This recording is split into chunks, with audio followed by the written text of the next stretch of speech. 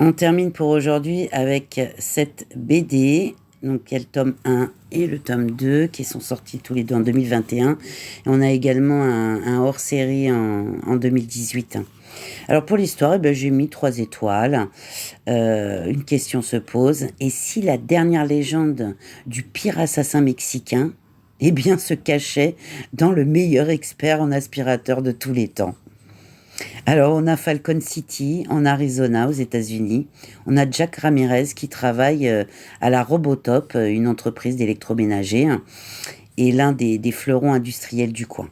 Donc, c'est un employé modèle, il bosse vite, bien, et puis surtout, il sait se faire discret, quoi. Mais pour cause, il est muet.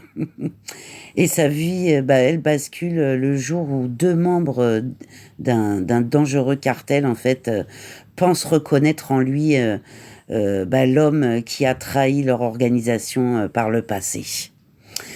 Et Ramirez, le pire assassin que le Mexicain ait jamais connu.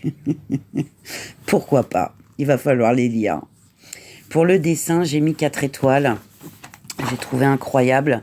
On a des belles couleurs vives. Aussi bien dans les teintes de chaud que de froid. Franchement, très très belle BD, quoi. Vraiment très belle. Incroyable graphisme. On a une belle mise en scène. Franchement, magnifique cette bande dessinée. Alors, pour le prix, eh bien écoutez, j'ai mis 4 étoiles. On est à 19,95 neuf et en occasion moins de 7 euros selon les tomes. Donc foncez, c'est vraiment super intéressant. Pour le plaisir de les lire, eh bien écoutez, j'ai mis 3 étoiles. Je trouve que vraiment c'est un hommage vraiment réjouissant au thriller d'action des années 1980, je trouve. Voilà.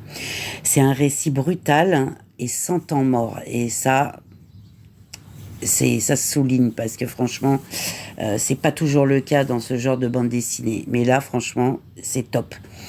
Moi, j'ai bien aimé. C'est pas mes BD préférés, mais j'ai trouvé ça très sympathique.